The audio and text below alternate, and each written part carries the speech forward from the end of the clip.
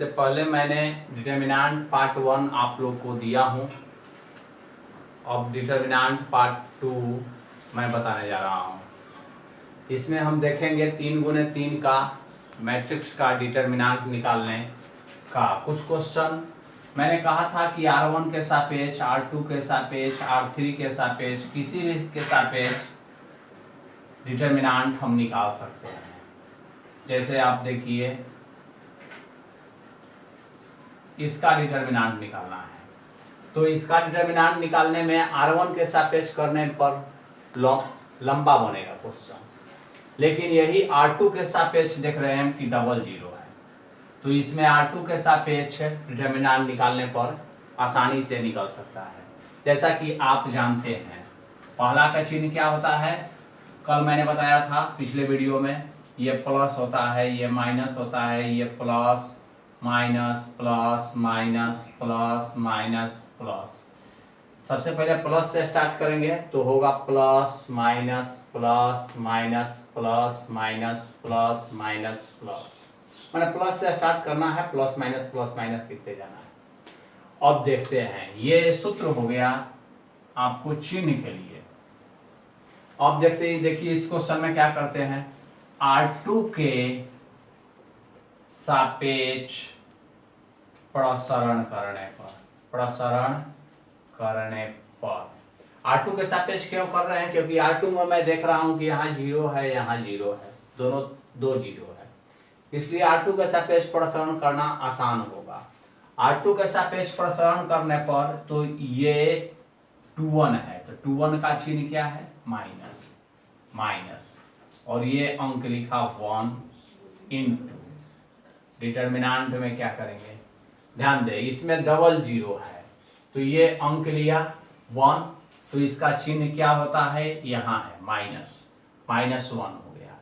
अब ये 1 वाली पंक्ति को छोड़ देंगे, 1 वाली स्तंभ को छोड़ देंगे और पंक्ति दोनों को छोड़ देंगे, स्तंभ छोड़ दिया और पंक्ति छोड़ दिया, तो मेरा बच गया 7 6 7 6। अब इसका डिटर्मिनेंट हमें गुणा करके निकल जाएगा, -1 42 -42 इक्वल टू 0। आप देखें कितना शॉर्ट हो गया, डबल जीरो हो जाने के बाद क्वेश्चन बहुत छोटा हो जाता है, तो जिसमें डबल जीरो रहे उसके सापेक्ष हम डिटर्मिनेंट निकाल देंगे तो ज़्यादा आसान क्वेश्चन बनेगी। जैसे अगला क्वेश्चन का मैं बात कर रहा हूँ, 4 0 5 7 0 1 1 2 1। इसमें देखेंगे तो कोण में डबल जीरो है, इसको R1 कहते हैं, इसको R2 कहते हैं, इसको R3 कहते हैं, इसको C1 कहते हैं, इसको C2 कहते हैं, इसको C3 कहते हैं। तो इसमें डबल जीरो किसके सापेक्ष है, कौन से कॉलम में है, सेकंड कॉलम में डबल जीरो है, तो लिखेंगे C2 के सापेक्ष प्रसरण करने पर, C2 के सापेक्ष प्रसरण करने पर,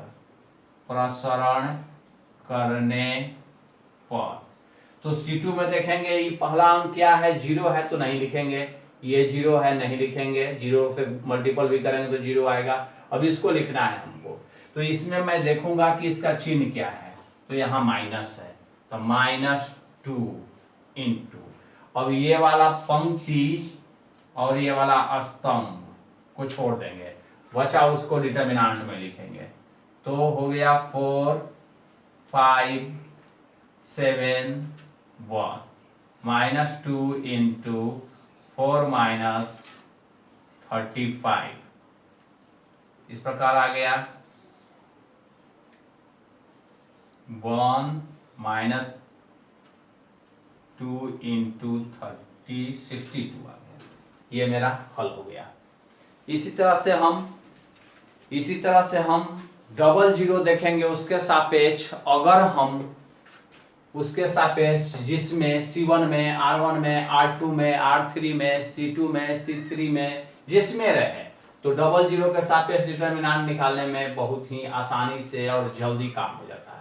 जैसे मान लीजिए कि 4 0 0 1 2 5 7 2 6 है, यहाँ पर हम किसके सापेक्ष है, प्रसारण करें, सोचने की बात है। तो मैंने देखा कि इसमें डबल जीरो है, तो डबल जीरो है तो C1 के सापेक्ष प्रसारण करने पर, C1 के सापेक्ष प्रसारण करने पर, तो C1 के सापेक्ष प्रसारण करेंगे तो सबसे पहले ये एलिमेंट हमको लिखना होगा। इसका चिन्ह यहां से हम देखेंगे तो क्या है, प्लस है, प्लस 4 हो गया। ये वाला पंक्ति छूट जाएगा और ये वाला स्तंभ छूट जाएगा। बचा मेरे पास 2 2 5 6 4 इंटू ये हो गया 12 माइनस 10 4 इंटू 2 इक्वल टू 8। यही डिटर्मिनेंट हो गया। तो इस टाइप से हम ऐसा क्वेश्चन का हल करेंगे। कुछ और, ये तो मैंने बताया कि जीरो रहने के बाद, डबल जीरो रहेगा तो उस तरह से डिटर्मिनेंट हम निकालेंगे। लेकिन यहां देखें आप 1 4 6 2 0 1 1 3 2। मान लीजिए कि बोर्ड में एक नंबर में क्वेश्चन आ गया, इसका डिटर्मिनेंट हमें फाइंड करना है, तो जल्दी कैसे डिटर्मिनेंट निकालें, तो उसके लिए मैं एक और नियम बता रहा हूं जिसमें चिन्ह वगैरह कुछ भी देखने का आवश्यकता आपको नहीं रहेगी। जैसे कीजिएगा कि ये वाला टर्म उतार लीजिए, पूरा पूरा उतारिए, 1 2 1 4 0 3 6 1 2, फिर लिखेंगे 1 2 1 4 0 3। मैंने क्या किया, मैंने किया कि पहले क्वेश्चन उतार लिया, इतना इतना क्वेश्चन उतारा मैंने। उसके बाद मैंने क्या किया कि C1 को उतार लिया और C2 को उतार लिया, C1 और C2 को पुनः उतारा। क्या किया, पहले क्वेश्चन लिख लिया मैंने, लिखने के बाद C1 उतारा और C2 को उतार दिया। उसके बाद क्रॉस गुना करेंगे। कैसे लेंगे, इसका पहला, इसका दूसरा, इसका तीसरा, इसका दूसरा, इसका तीसरा, इसका चौथा, इसका तीसरा, इसका दूसरा, इसका पांचवा, है ना। अब इसको हम गुना कर लेंगे। 1 इंटू 0 इंटू 2, हमारा गुणनफल कितना आ गया, 0। 1 इंटू 0 0 इंटू 2 0, प्लस यहां गुना करेंगे 4 इंटू 1 इंटू 1 4 हो गया, 6 इंटू 2 इंटू 3 36 हो गया। अब इसको एक ब्रैकेट में कर लेंगे, यहां माइनस का चिन्ह डाल देंगे। अब स्टार्ट करेंगे, यही काम स्टार्ट करेंगे। पहले मैंने क्या किया, इसको ये तिरछे गुना कर लिया, तिरछा गुना कर लिया, ठीक है। अब यहां से स्टार्ट करेंगे, इसका फर्स्ट, इसका सेकेंड, इसका थर्ड, इसका सेकेंड, इसका ऐसे और ऐसे एरो बना के इसको गुना करेंगे। तो हो गया 16 हो गया, 3 हो गया और ये 6 हो गया, 0 0 0 होगा, यहाँ 0 होगा। अब 36 4 40 माइनस, अब इसको सब्ट्रैक्ट कर लेंगे, ये आंसर हो गया। इस तरह से हम लोग बहुत जल्दी में डिटर्मिनेंट फाइंड कर सकते हैं। एक क्वेश्चन का और बता रहे हैं, एक क्वेश्चन और आप लोग ध्यान दें, एक क्वेश्चन और ध्यान दें। नहीं समझ में आए तो वीडियो को पीछे करके देखें कैसे कैसे बताया गया है। ये हुआ, अब 1 6 1 2 4 7 3 6 0। पहले मैंने क्या किया, ध्यान दीजिए, मैंने क्वेश्चन उतार लिया। क्वेश्चन उतारने के बाद क्या किया कि C1 के पुनः उतारा, C1 के, फिर मैंने उतारा C2 के। अब इसमें देखिए, इसमें तिरछे ऐसे एरो बना लेंगे ताकि हमें गुना गलती ना करना हो। अब इसको गुना करेंगे, 1 into 4 into 0 equal to 0, plus 6 into 2 into 1 हो गया 12, 3 छक 18 26 126 भाई यहां हो गया। इस ब्रैकेट को बंद कर लें, माइनस का चिन्ह दे, फिर ब्रैकेट दे, यहां से गुना करें, 0 हो गया प्लस, अब इसको गुना करें,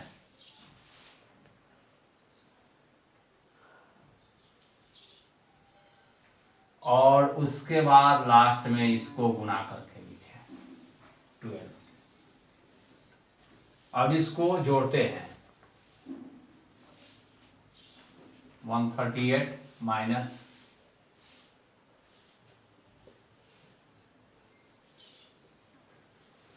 84 हमारा आंसर हो गया।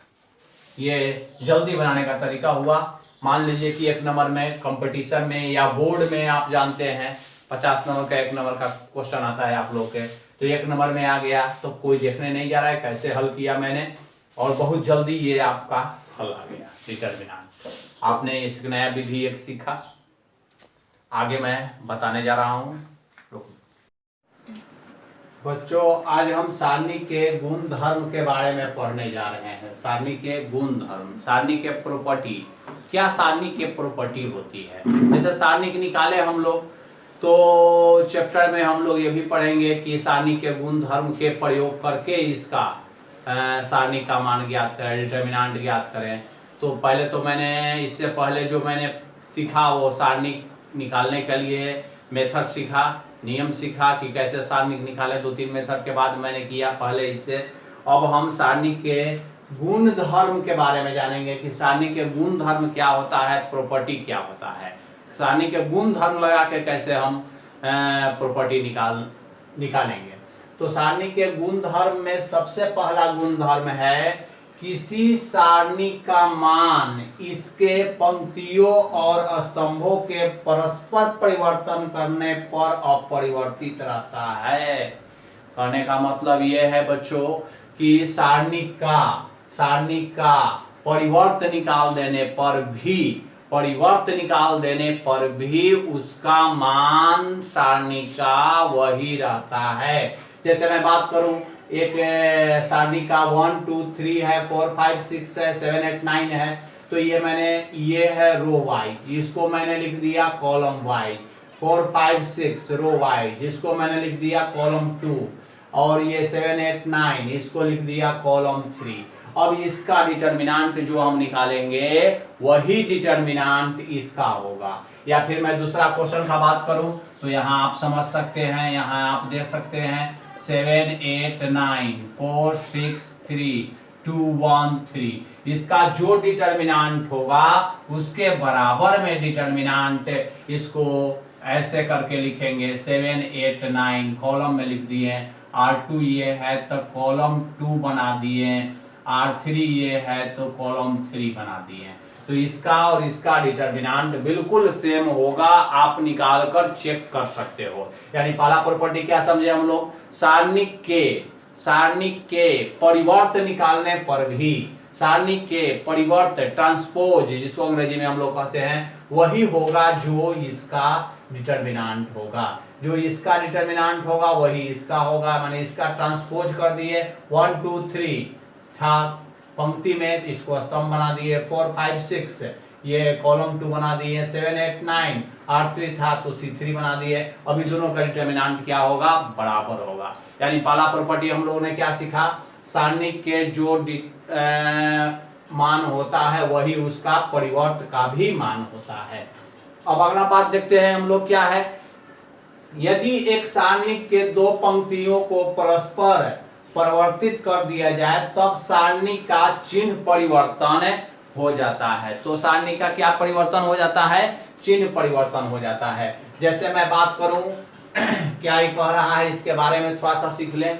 जैसे है 1 2 3 4 5 7 8 0 5। अब इसको क्या किया मैंने, 4 5 7 को ऊपर लिख लिया, 1 2 3 को ये नीचे लिख लिया, 8 0 5 को यहाँ लिख लिया। तो फर्क इसमें कुछ नहीं पड़ेगा, केवल फर्क होगा इतना कि माइनस अगर कर दें अभी दोनों का डिटरमिनेंट क्या होगा, बराबर होगा, इक्वल होगा। क्योंकि देखो एक बदला है मैंने, 4 5 7 को ऊपर ले लिया और 1 2 3 को नीचे ले लिया। इसी तरह किसी में भी चेंज करके हम ऐसा देख सकते हैं, यानी कॉलम वाई कॉलम को भी चेंज कर दे एक, तो डिटरमिनेंट वही होगा। जैसे उदाहरण आप देख सकते हैं 1 2 3 4 0 5 7 0 3।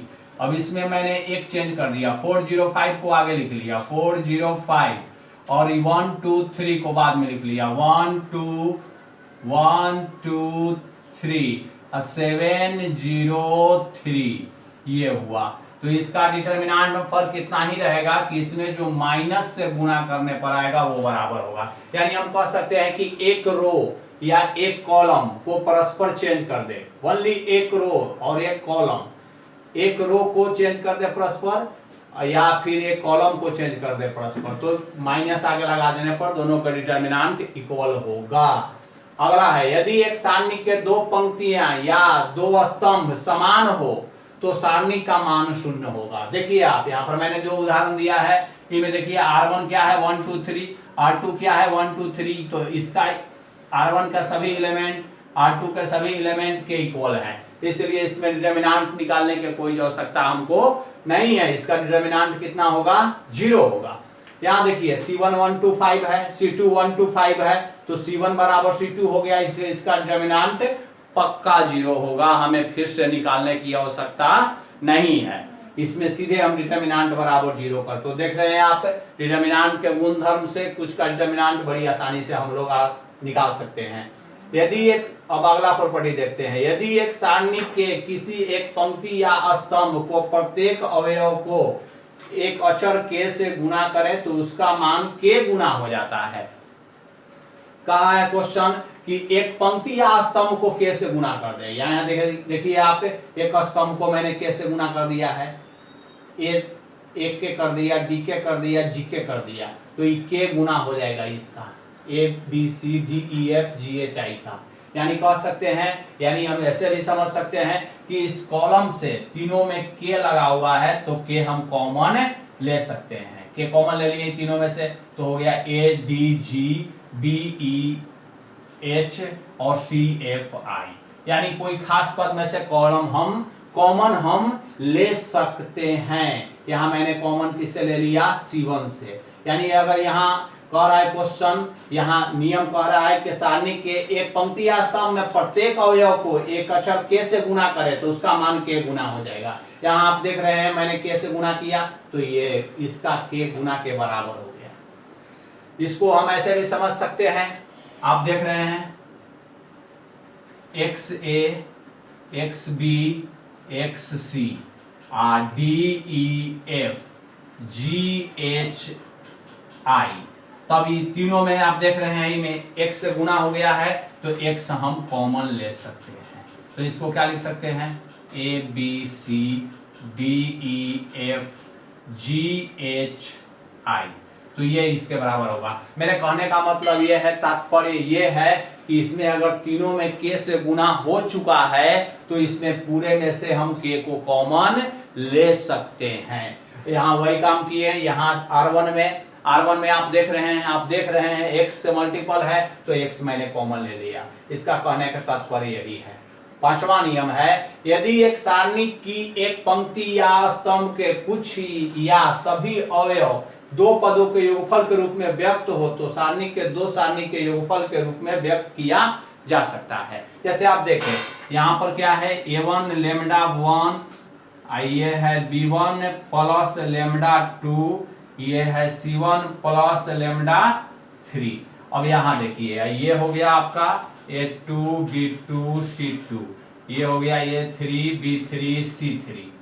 अब यहाँ देखिए यहाँ पर एक पद में तीनों में लेमडा जुटा हुआ है तो इसका जो डिटरमिनेंट होगा वही डिटरमिनेंट योगफल के रूप में निकालेंगे तो इसका होगा, इसका लेफ्ट हैंड साइड है, इसका राइट हैंड साइड, दोनों इक्वल होगा। तो इसको कैसे लिखे हैं हम, सो देखिए यहाँ A1 B1 C1 लिख लिया मैंने, बाकी ये ज्यों का त्यों यहाँ उतार लिया, फिर लेमडा 1 लेमडा 2 लेमडा 3 लिख लिया, A2 B2 C2 A3 B3 C3। तो इस टाइप से मैं लिख सकता हूँ, चाहूँ तो इसको ऐसे से इस प्रकार भी लिखा जा सकता है। तो ये मैंने आपको 5 नियम सिखाया। आप मेरे चैनल को बीच बीच में आपको मैं याद दिला रहा हूँ, like share and subscribe my YouTube channel. मेरे चैनल को आप लाइक करें तो मुझे ज़्यादा खुशी होगी। छठी प्रॉपर्टी है, दिया हुआ है यहाँ, आप इसको ध्यान से समझें क्या है। यदि एक सारणी के किसी पंक्ति या स्तंभ के प्रत्येक अवयव में दूसरे पंक्ति या स्तंभ के संगत अवयव के समान गुणजों से जोड़ दिया जाता है तो सारणी का मान वही रहता है। जोड़ दिया जाता है तो वही रहता है। जैसे मैं बात करूं एक डिटर्मिनेंट का, जैसे 1 2 3 4 5 6 0 0 1। इसमें मैंने क्या किया, इसमें R1 चेंज टू R2 कर, R1 चेंज टू, इसमें मैं इसका डिटर्मिनेंट जो होगा मैंने इसमें एक नियम लगा दिया, R1 प्लस R2 ये लगा दिया। R1 change to R1 plus R2, तो इसमें आता है मेरा क्या, तो 1 2 3 4 नहीं, R1 change to R1 plus R2 मैंने यहाँ लिखा है, R1 change to R1 plus R2, तो R1 चेंज करेंगे, R1 R2 जोड़ देंगे, 4 1 5 5 2 7 6 3 9 4 5 6 0 0 1। अब आप ध्यान से देखें, यहाँ तो मैंने चेंज कर दिया, R1 change to R1 plus R2, but इसके डिटर्मिनेंट में कोई फर्क पड़ने वाला नहीं है। जो इसका डिटर्मिनेंट होगा वही इसका डिटर्मिनेंट होगा। आप निकाल करके इसको चेक कर सकते हैं। या फिर मैंने मान लिया 1 2 3 4 5 6 0 0 1 है, यहां मैंने C1 चेंज टू कर दिया, C1 प्लस 4 2 इंटू C2 मैंने यहां चेंज किया है ना, C1 change to C1 plus 2 into C2।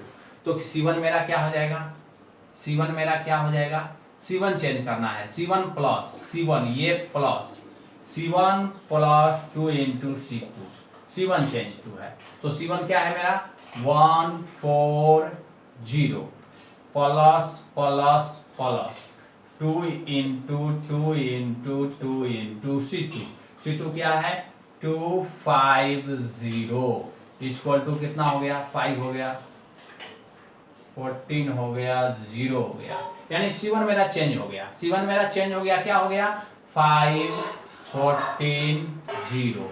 और ये C1 चेंज हुआ है, C1 चेंज हुआ है 5 14 0 और 2 5 0 3 6 1।